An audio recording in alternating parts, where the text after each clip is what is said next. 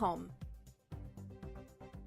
Join me, Camilla Tominey, every Sunday at 9:30 when I'll be interviewing the key players in British politics and taking them to task. This report basically says that he's not fit to stand trial. With an upcoming election looming over Westminster, now is the time for clear, honest answers. I agree. And that's precisely what I'll get. Is he indecisive?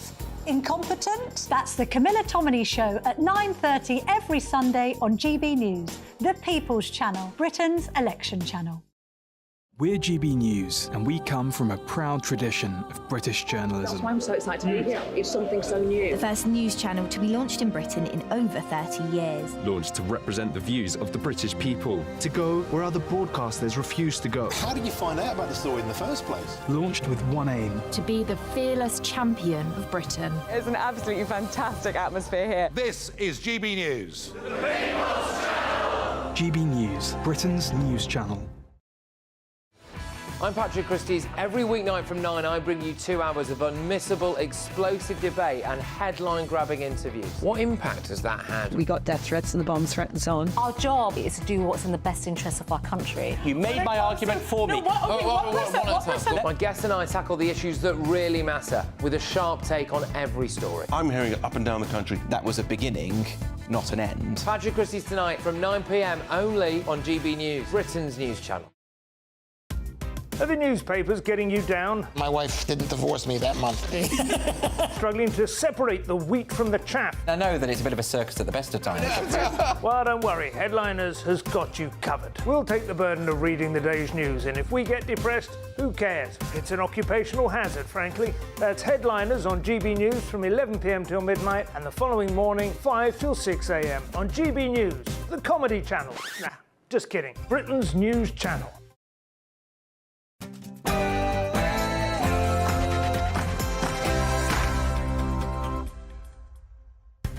A very good evening to you. It is 7 p.m. on Friday, the 31st of May, and this is a GB News election special.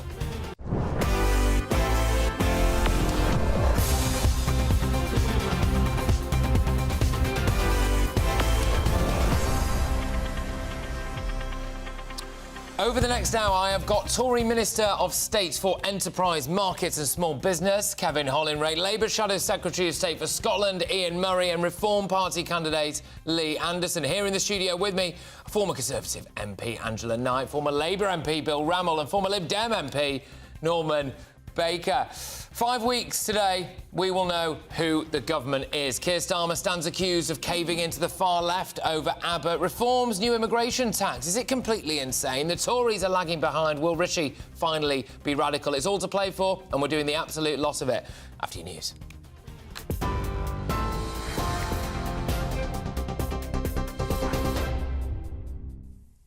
Well, the top story from the GB Newsroom is that Donald Trump says he's going to appeal his conviction for falsifying business records, claiming the trial was very unfair and rigged, he said, by the Biden administration. He was found guilty of all 34 counts last night in a New York courthouse. However, it doesn't appear to have deterred his supporters, including Reform UK's Nigel Farage, who says donations to the Republicans' campaign have gone up. In a speech at Trump Tower, Mr. Trump described the conviction as a scam verdict. I'm doing something for this country, and I'm doing something for our Constitution. It's very important, far beyond me. And this can't be allowed to happen to other presidents. It should never be allowed to happen in the future. But this is far beyond me. This is bigger than Trump. This is bigger than me. This is bigger than my presidency. Well, Donald Trump also attacked Joe Biden, describing him as the dumbest president ever. However, speaking in the last half hour, Joe Biden himself said Trump is confused, desperate and defeated, and his statement is proof he can't be president of the United States. Of course, I respect the justice system of the United States, but it's not my place to comment on a live judicial process, which I would also not do in our own. It's also not subject to conclusion. You don't know if someone's going to appeal or not, and I wouldn't also comment on judicial processes while they're ongoing in our own country, because there's a separation between politicians and judicial systems, and we should let judicial systems do what they need to do independently of politics. Sunak there commenting on Trump's conviction. He says Trump's trial is not exactly his focus. Of course, I respect the justice system of the United States, but it's not my place to comment on a live judicial process, which I would also not do in our own. It's also not subject to conclusion. You don't know if someone's going to appeal or not, and I wouldn't also comment on judicial processes while they're ongoing in our own country, because there's a separation between politicians and judicial systems, and we should let judicial systems do what they need to do independently of politics. Apologies for that. We played that clip twice. To election news now, and Sir Keir Starmer has given the green light for Labour veteran Diane Abbott to stand as a Labour candidate in the general election in July. It's after the MP was suspended over comments she made suggesting that Jewish, Irish and traveller people experienced prejudice but not racism. For days, the Labour leader had declined to confirm whether Miss Abbott would be defending her seat. But this afternoon, Sir Keir said she could stand. Labour and a vote for Labour is a chance to end that chaos, to turn a page, to change for the better of the country, to change our NHS, to change our public services, to make sure our economy is stable, to make sure our communities are cared for, and to move forward and rebuild our country. That is the choice. I accept not a single vote has been cast. I'm humble about this, and I know every vote must be earned. But the power now, under our democracy, is with the voters. Now, a man has admitted threatening to kill the former Labour leader Ed Miliband. The 56-year-old Michael Donaldson made the comments about the MP for Doncaster in March. In an apparent reference to the murders of MPs Joe Cox and Sir David Amess, the judge told him it was a serious crime to threaten a politician, given recent history. He's been remanded in custody ahead of sentencing in July. And finally, some sporting news for you. Hopes of British tennis success at the French Open have ended in yet more disappointment, this time in the doubles. We're hearing in the last half hour Andy Murray and Dan Evans, along with the pairing of Katie Boulter and Heather Watson, have all gone out in the first round. That's all British hope out of the Roland Garros opening stages in Paris. That's it. Back now to Patrick.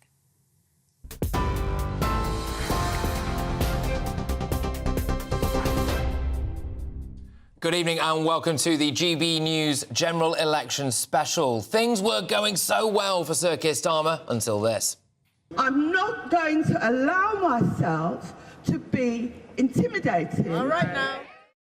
And then the hard left Labour rebellion kicked in.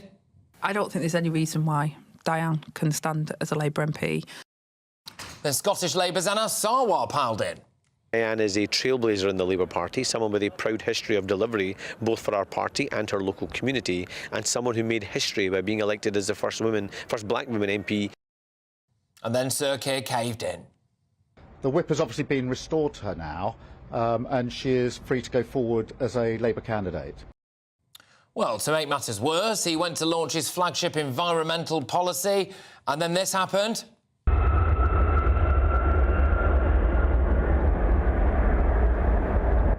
Yes, he took a private jet there. For the Tories, though, Rishi Sunak pitted the old against the young. There was this. Today, what we've announced is the Triple Lock Plus. We're going to increase the personal allowance for pensioners, delivering a tax cut worth around £100 to millions of pensioners. Followed by this, no more Mickey Mouse degrees, and his aide had to rescue him from an awkward eye roll in the audience. That is the secure future I want for all of you. That's the secure future I want for our country. And with your support, I would be delighted to deliver it for you. Thanks very much. Right, OK, we're going to open it up to some questions. Yes, blinking you'll miss it stuff there. Now, Reform have come up with this, which is bad news for some people, including the company I work for. Companies like GBNews employ more than 5 foreign workers, all right? I don't think we're getting them on the cheap. I mean, they might disagree with that, but I don't think we're getting them on the cheap, you know. So all of a sudden, companies like GBNews will be paying through the nose under a reform policy. Have you thought it through? Well, right, yeah. Well, quite right, too. If you won't employ Brits, go and employ Brits.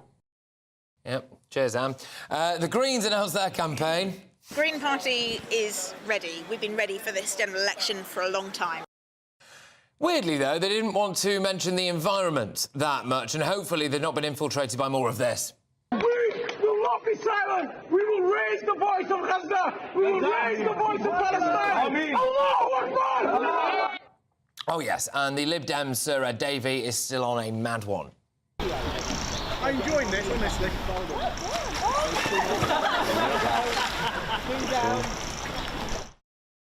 So here are the latest polling numbers from YouGov. The Tories are on 21%, Labour on 46%, Reform UK on 15%, Lib Dems 8%, Green Party 6% and the SNP 2%. However, if you want the most up-to-date definitive picture, you had better tune in to my show tonight at 9 p.m.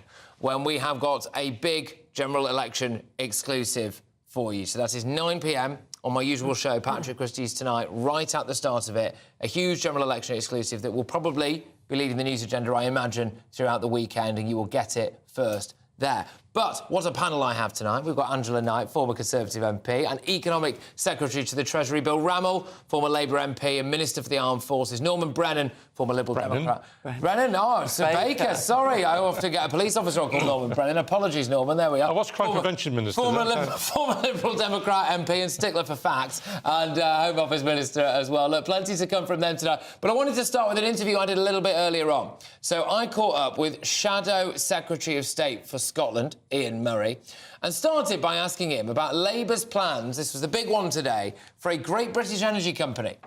Has all been costed, and the £8.3 billion of capitalisation would bring in 3 to 1 in terms of private spending. And this is about what the big operators are trying to do. They are already transitioning away and have their own plans away from fossil fuels, and having Great British Energy to give us clean energy by 2030 is a way of the government backing that, backing private enterprise to help us deliver it, and having a national mission towards it. It's a pretty exciting policy, and what it will do is create jobs in the new industries of the future. Keir was very clear today when he announced the policy, and Ed has been very clear, Miliband as the Shadow Secretary of State, that this will create a lot of jobs. It will mean that we'll have a proper transition. Do we know how many, though, with respect? Do we have any idea how many jobs? Because they are saying that 42,000 are going to be lost. So there is that number knocking about at the minute. Well, we're predicting 50,000 jobs in Scotland alone. It will be headquartered in Scotland.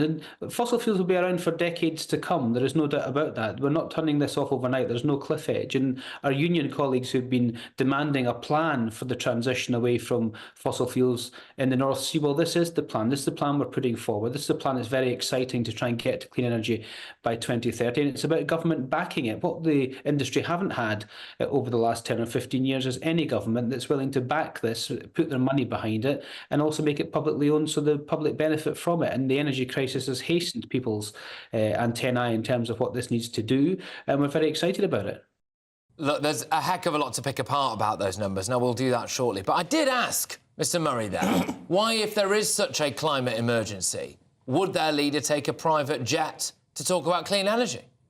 He did say, of course, that he offsets the carbon for that. It's in an election campaign where you want the leader to be all over the country. It's sometimes particularly giving our crumbling public transport infrastructure, which, of course, we'll renationalise as one of our policies in terms of the trains. Sometimes he just has to get one from A to B, but he does offset all of that carbon. Yeah. Do you know how much that renationalisation of the trains is going to cost? It won't cost anything because they'll come into the public arena at the when their tenders expire, and they'll all expire over the period of the next Labour government in the first term of it, if we're lucky enough to get back into power. Yes, but I can't help but wonder whether or not that was not true either. Another thing to get into with my panel, but just finally on this, I did have to ask him, didn't I? Sir Keir Starmer's handling of the Diane Abbott debacle. Been utterly consistent since Wednesday when this story broke, utterly consistent in saying that the whip has been restored to Diane Abbott, utterly consistent in saying that no decision has been made, and he repeated that when he was asked the questions by several journalists in Scotland this morning when he was launching the 6 steps for Scotland and the Green Energy Plan. And of course, a few hours later, a decision had been made then to allow Diane Abbott to stand, and as Diane Abbott has said herself on Thursday night at Hackney Town Hall, she wants to continue to be an MP, so we look forward to her being the candidate and endorsed by the NEC on Tuesday. Well, hang on a minute, this is surely double standards. I mean, the Diane Abbott comments were anti-Semitic, and do you all remember when Labour went after Lee Anderson when he was a Conservative there for the remarks he made about Sadiq Khan? I put this to him. I think everyone can see what Lee Anderson said and make their own conclusions from that. The bottom line is that Diane Abbott was punished. There was an independent investigation. She's done what the independent investigation has asked her to do. She's just been restored to the whip.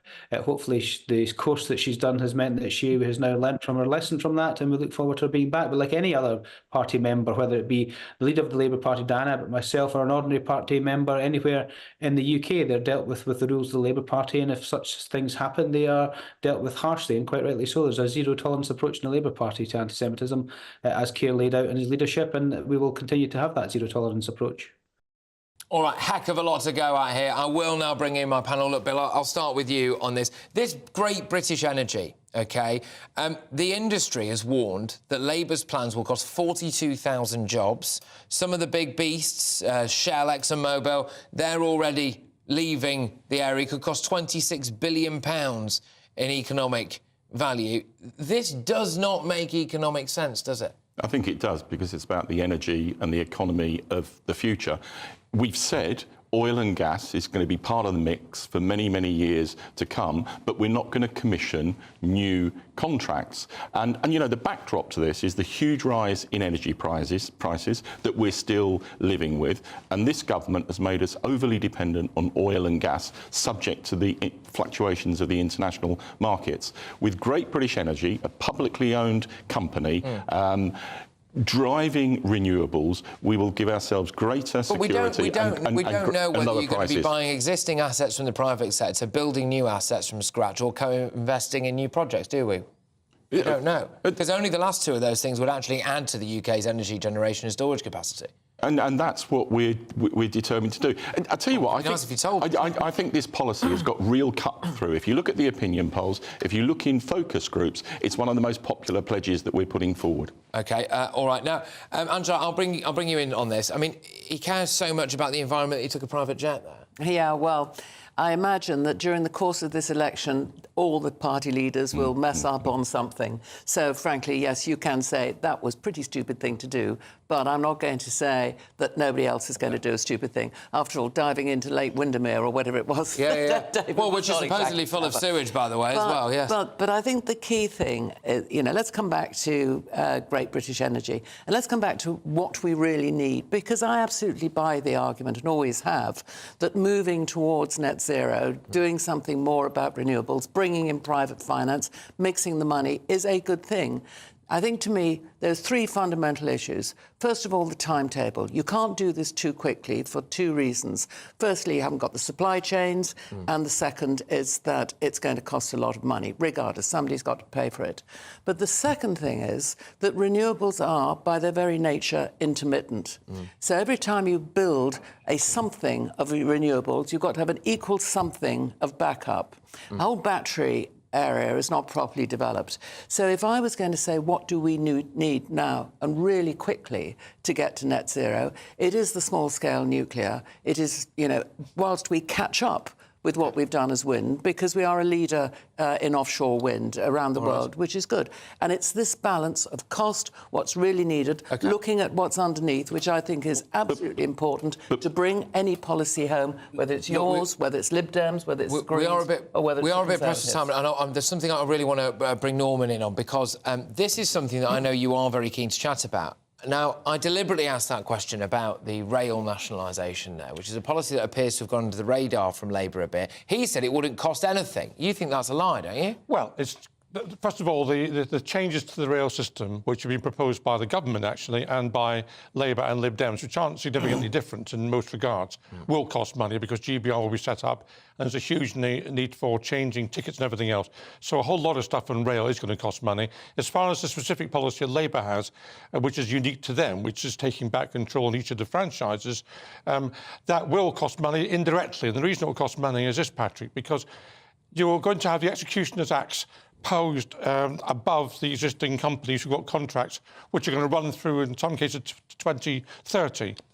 As soon as the Executioner's Act has been announced and it's there, they'll stop doing anything creative. They would just say, we'll do the absolute minimum on our contract, and the stuff we would have done otherwise to improve customer service and drive up numbers will not happen. So they will lose from that. But can I come back on the energy point, which is a very important point to come back on?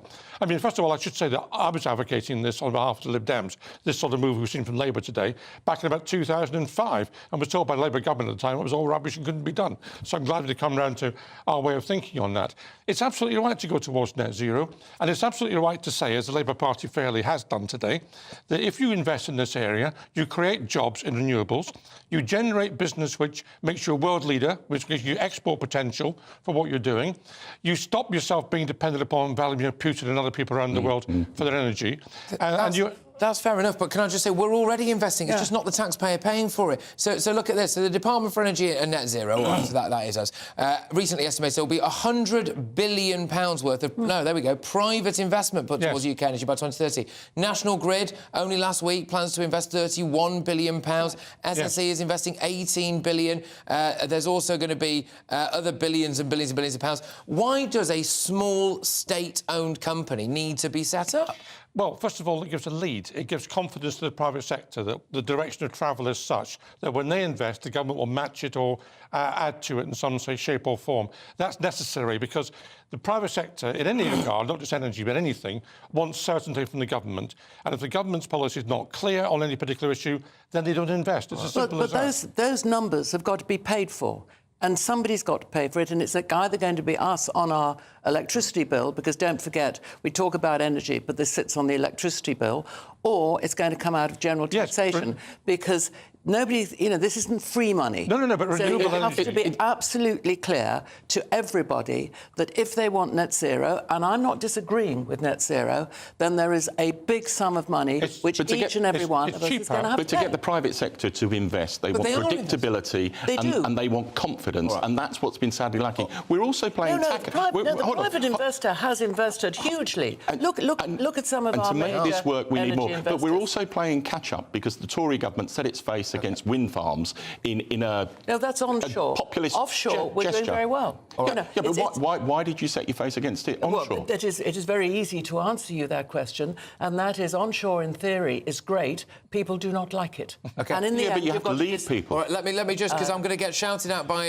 everybody watching and listening if I don't raise the other big story in relation to Labour of the day, which is Diane Abbott, OK? Bill, I'll start with you again on this. I mean, Sir Flip-Flop in full flow here, isn't he? He was distancing himself from it, then he's caved in to the likes of Angela Rayner. I mean, is she running the show? He's not caved in. But look, I'm not going to pretend it's been our best 36 hours. Look, I've disagreed with Diane Abbott for over 27 years on a whole range of issues, but she's a very significant figure in the black community, the first black female MP, and a lot of people look to her. This case has gone on for far too long. My understanding was that a putative deal had been done whereby the whip would be restored to Angela and she would retire with dignity. Diane, not Angela. Sorry, Diane. Somebody then briefed... Angela's whip gets taken away later on. Somebody then briefed the Times that she wasn't going to be allowed to stand. My view is that person should be taken out and metaphorically given a punishment beating, and that created all this problem. And it was a distraction. And I think we've reached the right decision. I wonder, though, if there are double standards here. What she said was anti-Semitic. It was also, by the way, offensive to Irish and the traveller community, although they didn't get much of a look in there. The way that Labour went after the likes of Lee Anderson for his Sadiq Khan comments, I mean, do you not think this is a double standard? It does look like that to me from the outside, actually, and it's not so very long ago, earlier this week, that I was speaking with a lady who is both Jewish and had red hair, and she's still very, very upset about what Diane Abbott said. But I think that, that is one thing. The second is that if as a party you're going to look into what one of your members of Parliament said, to have taken as long as this, apparently there was some sort of agreement, as you rightly say, Bill, there's some sort of agreement at Christmas. Tomorrow is June the 1st, and suddenly this all comes up.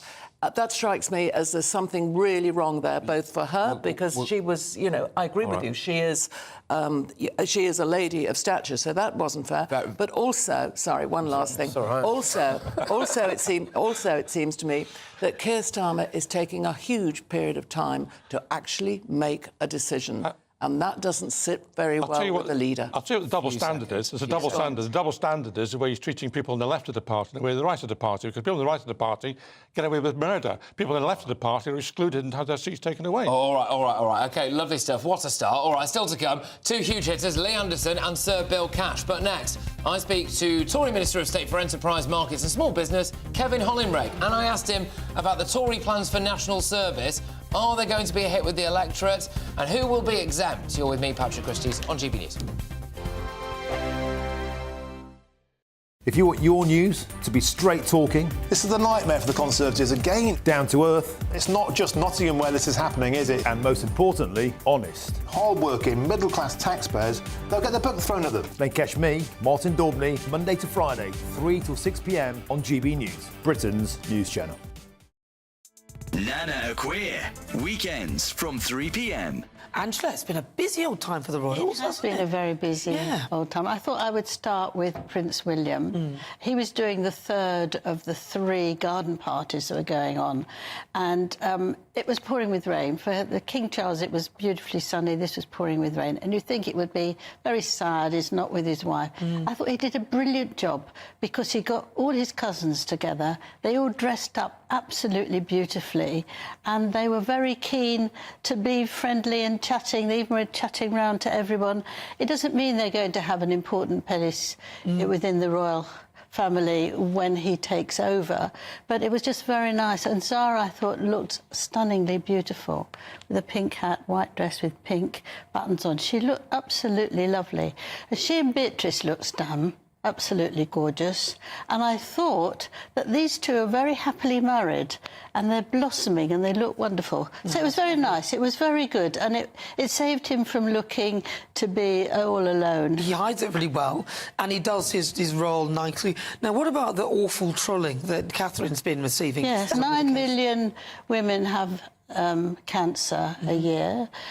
Nearly all of them carry on going to work, but she doesn't. You know, she's taking advantage of her position. Well, he doesn't know how ill she is. She doesn't know what sort of medication she's having. I thought it was so spiteful. And actually, what was worth seeing this terrible painting in Tatler that made her, you know, look nothing like her. And it was a bit like a sort of spinster headmistress. Wouldn't that have been a nice... That picture was meant to be a nice picture of her. It was absolutely terrible. It looked nothing like her. You know, it's not a time when you want to see a picture and think, oh, my goodness, is this what people look nice? The People's Channel. Good afternoon, Britain. Good afternoon, Britain. Weekdays from midday, we bring you the most compelling stories from across the United Kingdom. And why it matters to you. From your doorstep to our inbox. That's right, we want to hear from you. Good afternoon, Britain. Only on GB News, the People's Channel, Britain's news channel. In the GB Newsroom, we bring you the news as it happens. With our team of dedicated journalists across the UK, GB News brings you accurate reporting of the day's topical agenda. When the news breaks, wherever and whenever it's happening, we'll be there. This is GB News, the People's Channel, Britain's news channel.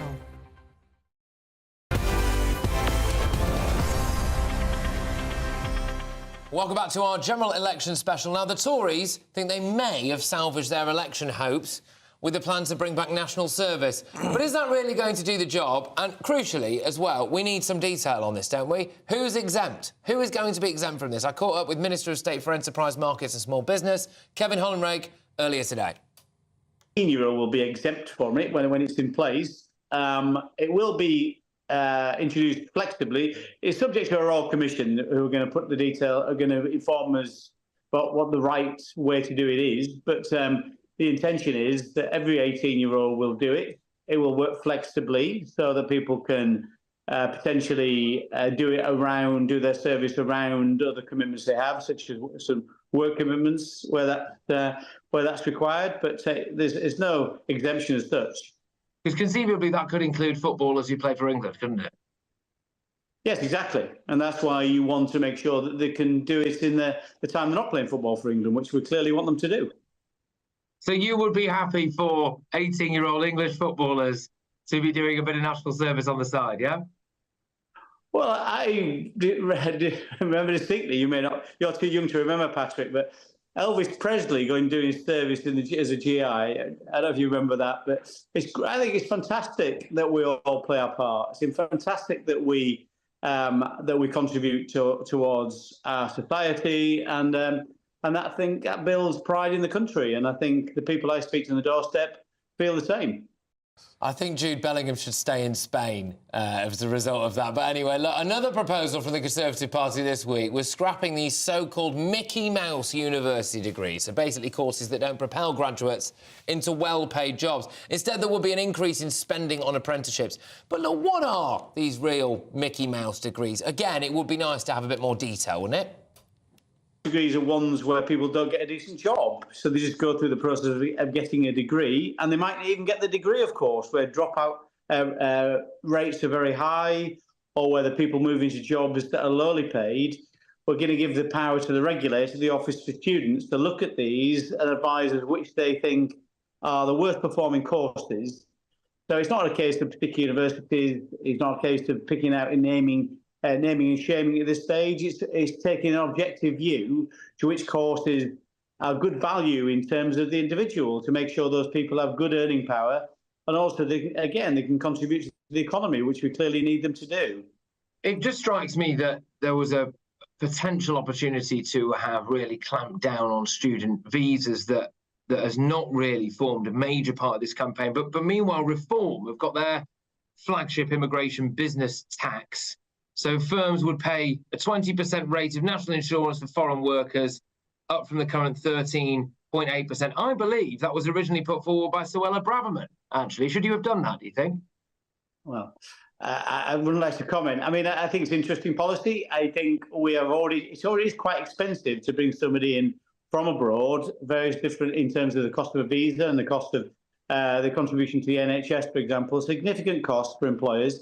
It's all about a balance, making sure our employers can find good people, good skilled people to fill the jobs where we need them to. And we are already clamping down in terms of some of the abuses around student visas, dependents and the like. We're stopping those routes in. So the measures we're putting in already will reduce net migration by around 300,000 a year. So a lot of that work's ongoing, but as well, we need to make sure that the universities are equipping people for good jobs into the future, good jobs for them and good jobs for our economy. We want this. OK, all right. Well, joining me is Angela Knight, former Conservative MP and Economic Secretary to the Treasury, Bill Rammell, former Labour MP and Minister for the Armed Forces, and Norman Baker, former Liberal Democrat MP and Home Office Minister. Angela, I will start with you on this. I thought you might. This national service policy, many people think might be a decent idea in principle, but it has been drawn up on the back of a fag packet, hasn't it? Well, there doesn't seem to be many details underneath, and that, of course, is why they've said we'll put in place a Royal Commission. But it is quite interesting that it is getting a lot of positive comments, because instinctively we all know that there is something about 18-year-olds coming out, not sure what they're going to do or whatever, and to channel them somewhere, whether it is into community service, which they've got to do on a regular basis, or whether it is something with the armed forces. And interestingly, I asked a few reservists what their view was, and their view was, well, if you put the structure in place, yes, we're quite positive about that. So I don't think that sort of high-level idea is going to go away. And yeah, I would hope that a Royal Commission does get put in place. It can broaden out the question, but I don't think it should put the question away, because it's not right for young people who don't quite know what they're doing, where they're going. Well, it would be nice to have a bit of detail. And, you know, we've just spent a bit of time there talking about Labour's policies and maybe some holes in that. And, you know, I think that there are very much holes in this. I know, Bill, you were shaking your head, but the other one from the Tories, really the big one there, is about these Mickey Mouse university degrees. And that appears to be doing away with Tony Blair's idea that pretty much everyone should go to university. And I think that is a good thing, isn't it? Get the apprenticeships going, get people in trades, no? Well, I declare an interest. I was a former Armed Forces Minister. I was also the Higher Education Minister that brought in the new Fees Act and the expansion of higher education. What I think is interesting about both these subjects is it's a desperate core vote strategy. It's appealing to the over 65s who are tempted to go to reform. It's not a winning strategy. And in terms of university education, you know, a lot of what people call Mickey Mouse degrees are actually modern vocational degrees that, in another sense, people in the Tory party say that they want to be supported. And, you know... the taxpayer shouldn't pay for somebody to do a 3-year tourism management degree or sort of public administration. Why are we paying for that? If it gives you the critical thinking, analytical skills that you need to thrive in the workplace. Every phase of the expansion of higher education has been attacked by people who've got vested interests. And, you know, the Tories talk about expanding apprenticeships. They've actually cut apprenticeships by 40% during their term in office. All right, Norman, your views on this Mickey Mouse stuff, because that's been one of the big ones today. I mean, people come out, apparently, from university with an average of £45,000 worth of debt, and there are plenty of courses, plenty of them, I've just named a couple there, where even after 5 years out of university, you are not expected to earn more than 22 or 23 grand. Why is the taxpayer paying for all of these people? Keep them off the unemployment register, I think it's a simple answer.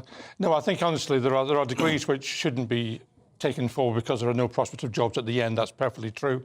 I think it's insulting to call them Mickey Mouse degrees, but nevertheless, that's what they are called. Can I come back to the issue, however, about national service? Because the idea from Bill Hollingray that England footballers would be forced into national service is an own goal, if you like, in football terms, certainly not worth pursuing. And Bill's right, actually. This is a tack to the right. This is a sense, along with the so-called triple lock plus, this £100 for pensioners. And by the way, pensioners are worse off because they've got no tax threshold increase like everybody else. This is what this is about. It's about trying to make sure the vote on the right doesn't disappear off to reform. But 18 to 24-year-olds, by and large, don't vote. If you're going to, and if they did vote, they wouldn't vote Tory. And that's why Labour wants to let them vote. And the one way to galvanise young people to vote is to tell them they've got national service. So it's that's another own goal. Or load the dice by letting them do it from 16. Look, but it doesn't mean that it's wrong. It doesn't. We should not continue to ignore the fact that there are 18-year-olds, 19-year-olds. Then why did a Tory Defence Minister, 2 days before the announcement, say that there would be no national service because it would do more harm than good? Well, because it's all chaos, isn't it? We know it's all chaos. And the answer is because we're now in an election period, and as you rightly say, outcome policies from all sides. Sorry about this. We are on the clock. Apologies. Still to come. Still to come. I speak to Sir Bill Cash. He is standing down as an MP after 40 years of service. But next, Lee Anderson from Reform will be here. I'll ask him why they want to tax businesses for employing overseas workers. It is an odd policy, to say the least. Stay tuned. Hello, very good evening to you. Here's your latest GB News weather update brought to you by the Met Office.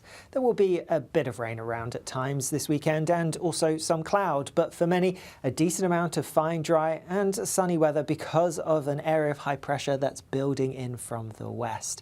Any rain that we saw today across the southeast, that's now clearing away, so a dry picture here. However, we are going to see some cloud pushing its way in from the east across eastern parts of England as we go through the night. Further north, some spots of rain across parts of Scotland, perhaps Northern Ireland too, but most places staying dry. Some clear skies, especially towards the west, under which temperatures will just about dip into single figures, perhaps a little bit lower than that across parts of Scotland, so a chilly start here for some. Otherwise, as we go through Saturday morning, and it is going to be quite cloudy across parts of the southeast, and we do need to watch out for a few showers, and some of these could turn heavy as we go into the afternoon. Much sunnier further west, though some cloud building as we go through the day. A few spots of rain then for parts of Northern Ireland, perhaps Northern England, southern Scotland where the cloud's thick enough, but for many it is going to be a dry picture and there will be some sunshine for some. Not all of us, some of us will be stuck under a bit of cloud, particularly across parts of Northern England, the far south of Scotland. Here the cloud is likely to linger through a big chunk of the day and we could see a few showers developing as well. Even elsewhere, 1 or 2 showers are possible, but any that do develop will be pretty light and short-lived and most of us will avoid them. There will be a decent amount of sunshine for most of us, however, and with lighter winds than today, it should feel pleasant enough. Temperatures generally in the high teens or low 20s. Perhaps some mist and fog patches first thing on Sunday morning, and then we are going to see some cloud and some drizzly rain pushing its way in from the northwest. Some of that rain could turn a little bit heavier as we go into the afternoon. However, towards the south, across many central southern parts, it's going to be largely sunny and feeling pretty warm with that sunshine too. Some more changeable weather to come next week. Enjoy your weekend. GB News is Britain's election channel. And when the big stories break, we're tackling them on Britain's Newsroom. When we disagree, and we disagree a lot, it's even livelier than normal. We don't disagree that much. We do. His comedy, though, is revolting. I knew her, unlike you. That explains Beverly Turner's temperament. It's a bit frosty in here, isn't it? He'll have one of me one day. For dartball practice. Britain's Newsroom on GB News. Weekdays, 9:30 a.m. GB News, the People's Channel, Britain's news channel. Hi there, I'm Michelle Dewberry and I'm going to take a second to tell you all about my show, Dubes & Co. We start off with the issues of the day. We then bring in both sides of the arguments. We get rid of the disrespect. And then you throw me into the mix. And trust me, I'll tell it exactly how it is. And then, of course, the magic ingredient, you at home. We mix it all together and what have we got, in my opinion, the best debate show in town. Monday to Friday, 6 till 7 on GB News, Britain's news channel.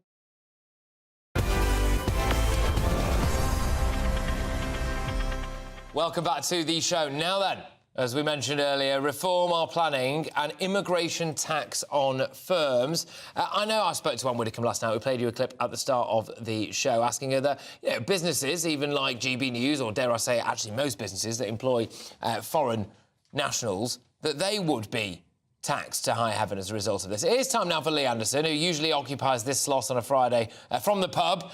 Lee, thank you very much. Great to have you on what used to be your show, so I hope you're doing all right, mate. But look, this flagship immigration business tax, so firms would pay a higher 20% rate of national insurance for foreign workers, up from the current 13.8%. Have you really thought this through? Because a lot of businesses might go to the wall over this.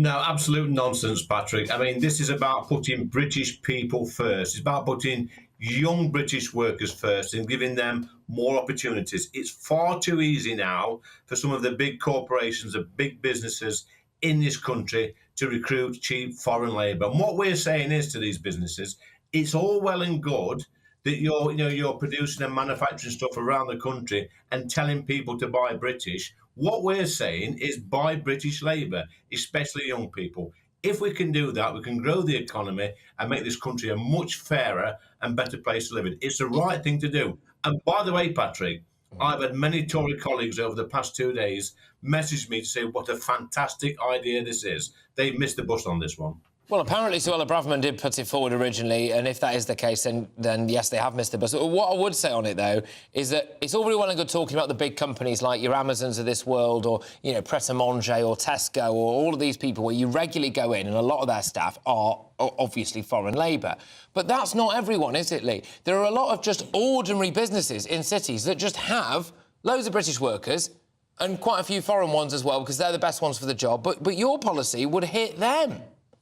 So you've not been paying attention again, Patrick. I'm very disappointed in you on this one. We've already said that it won't affect employers that's got less than 5 employees, and there will be a transition period. And over the coming weeks, people like me and Richard and Nigel are speaking to local businesses. I know for a fact I'm speaking to local businesses in Ashfield to see how that will affect their business and make sure that we have a smooth transition period. Look, this is about protecting, British people's jobs, making sure that British people, especially young people, get into the workplace and they're not disadvantaged. There is nothing wrong with that. It's the right and decent thing to do. All right, Lee, thank you very much. That's Lee Anderson there, who is standing for Reform.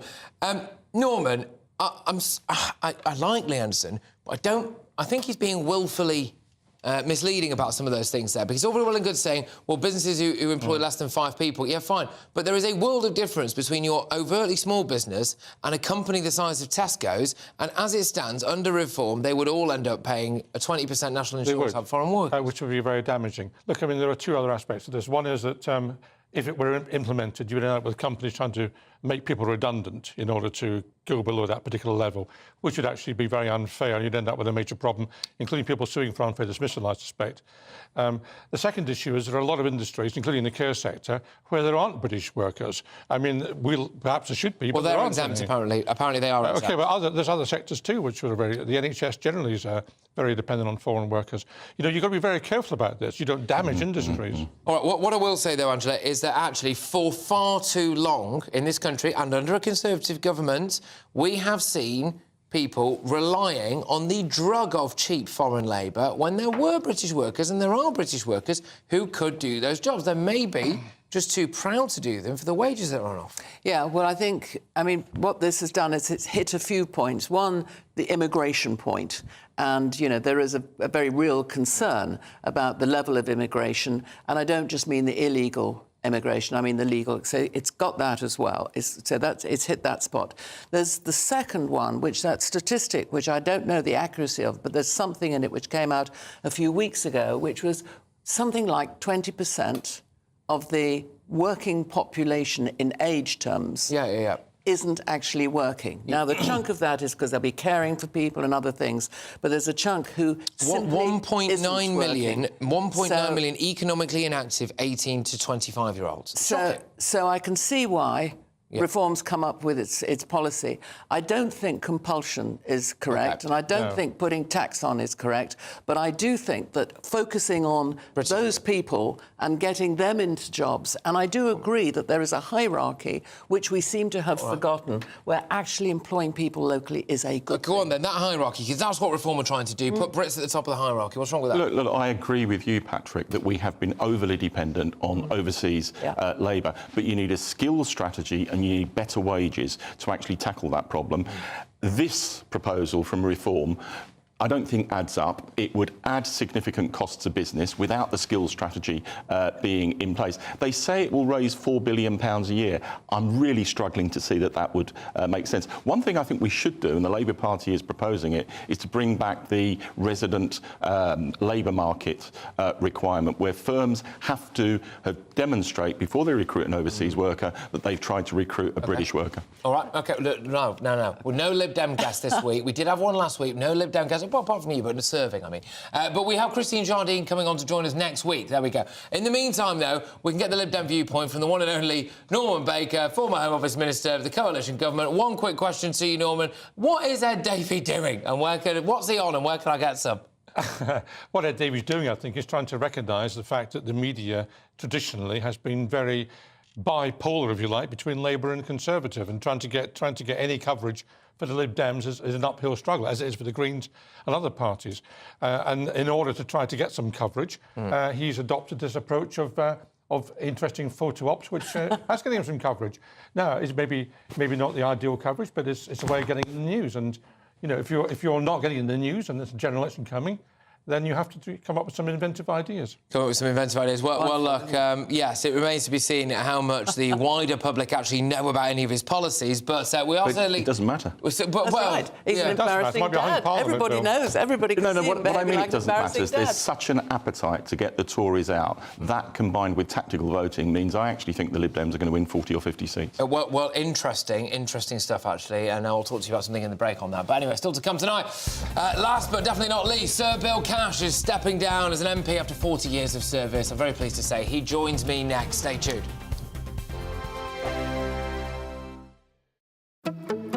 Good afternoon, Britain. Good afternoon, Britain. Weekdays from midday, we bring you the most compelling stories from across the United Kingdom. And why it matters to you. From your doorstep to our inbox. That's right, we want to hear from you. Good afternoon, Britain. Only on GB News, the People's Channel, Britain's news channel. Join me, Neil Oliver, every Sunday night at 6 p.m. on GB News. And if an hour is not nearly enough for you, go to gbnews.com for special extended episodes online every Friday at 9 p.m, where we can truly get into the nitty-gritty of what's going on. GB News, Britain's news channel. Good afternoon, Britain. Weekdays from midday. Well, Welsh farmer Gareth Wyn-Jones is a first-language Welsh speaker and joins us now. Gareth, I mean, a lot of people will be thinking, hang on, this guy is a Welsh teacher. He speaks English. He knew what was on the parking ticket. He's just trying to make a point. He's being a prat, isn't he?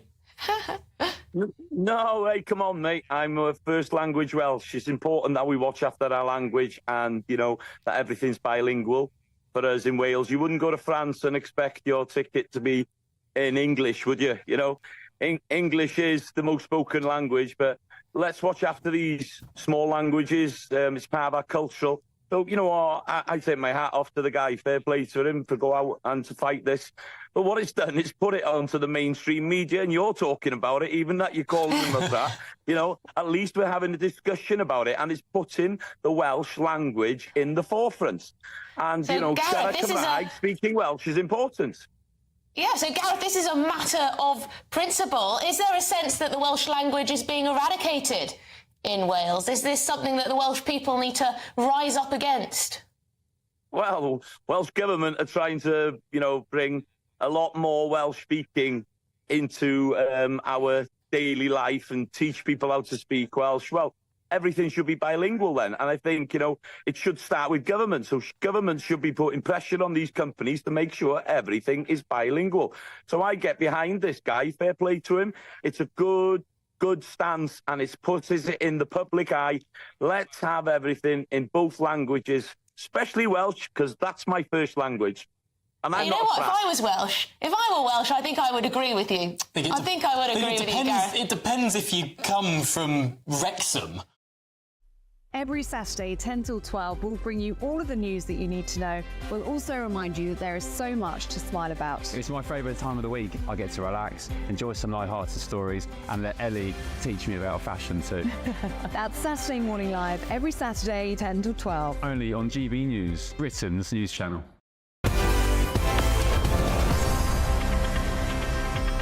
Welcome back to the show. Now, many MPs have decided this election is the right time for them to step down, but few have done so after giving as many years of service as Sir Bill Cash. He won his Staffordshire seat in a by-election in May 1984 and has been serving his constituents and holding governments to account for 40 years since then. He was knighted after being recognised in the Queen's Birthday Honours List in 2014. He was seen as a driving force behind Brexit and indeed many other things. I'm delighted to say that Sir Bill Cash joins me now to discuss his remarkable career. Good evening. Thank you very, very much.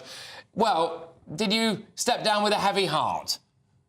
Well, it's a bit of a wrench. I mean, after 40 years, you get pretty used to it all. But I must say that, you know, I've had an incredibly interesting time. But more than that, I really love being in Houses of Parliament. We have a very, very great parliament. It's real democracy. And thank heavens we've now got it back, our sovereignty back again, for which I've fought for the past, well, 35, 40 years.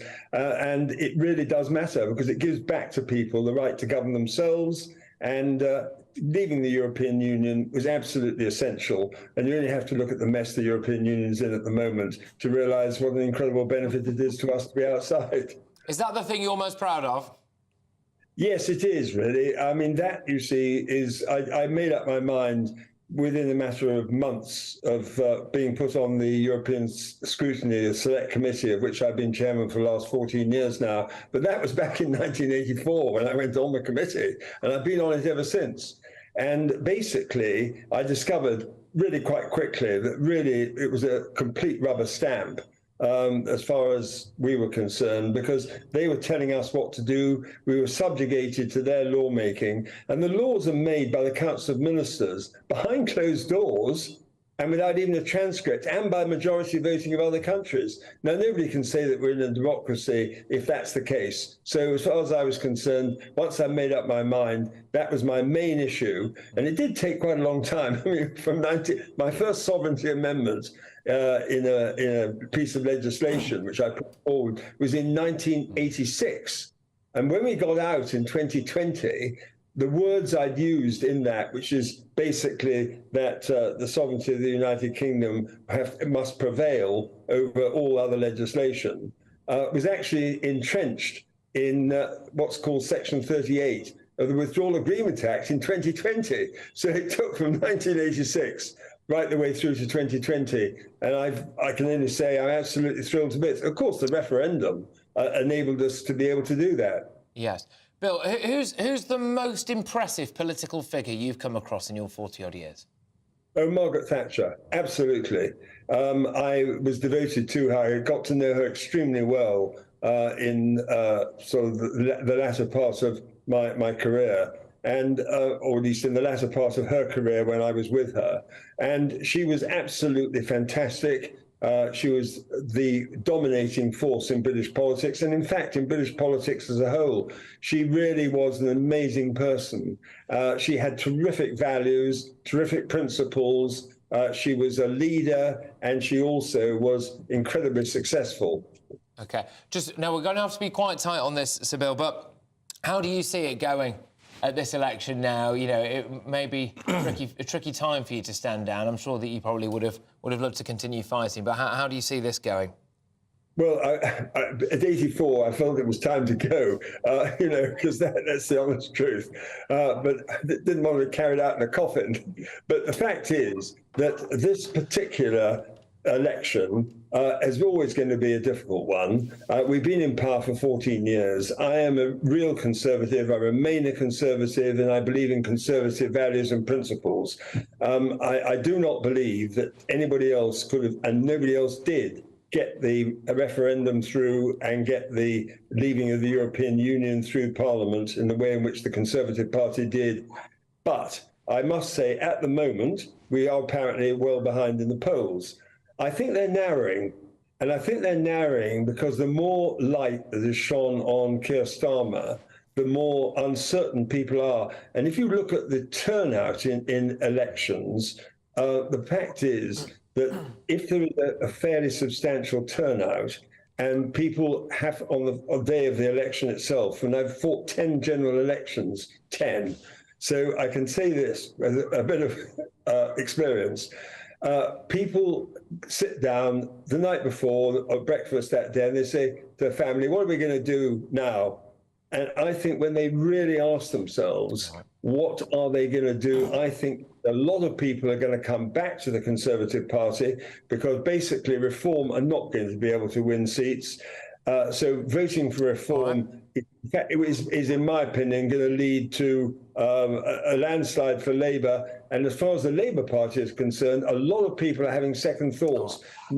Keir Starmer's policies don't add up, and I think that we're right to say they don't really have a plan for anything.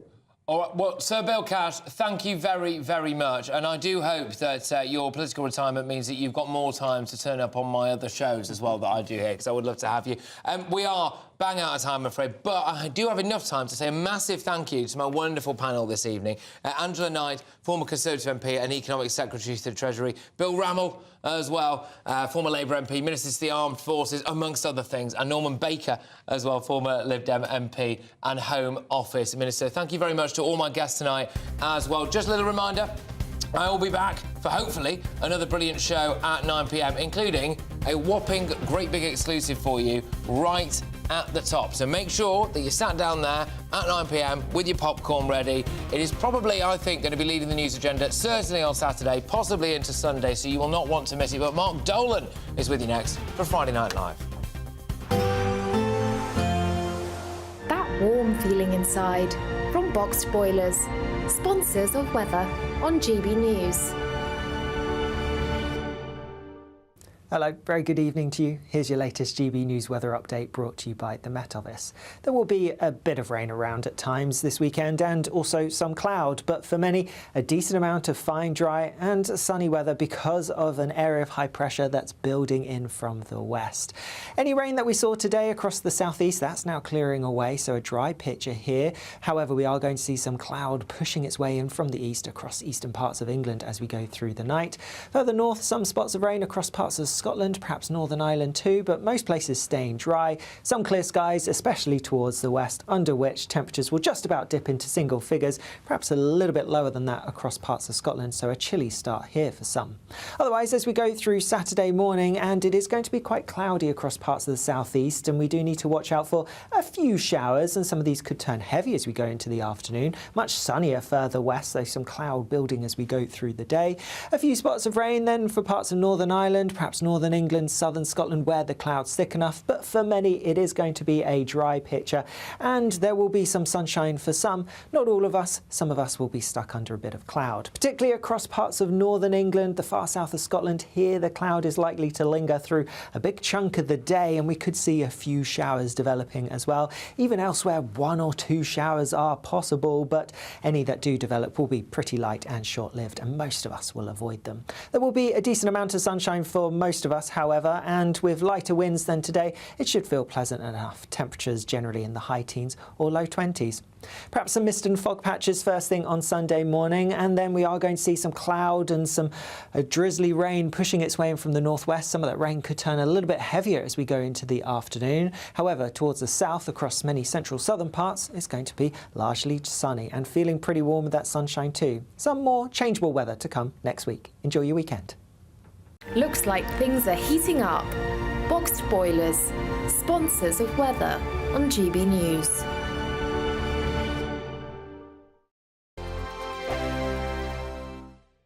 GB News is Britain's election channel. And when the big stories break, we're tackling them on Britain's Newsroom. When we disagree, and we disagree a lot, it's even livelier than normal. We don't disagree that much. We do. His comedy, though, is revolting. I knew her, unlike you. That explains Beverly Turner's temperament. It's a bit frosty in here, isn't it? You'll have one of me one day. Yeah, for dartball practice. Britain's Newsroom on GB News. Weekdays, 9:30 a.m. GB News, the People's Channel, Britain's news channel.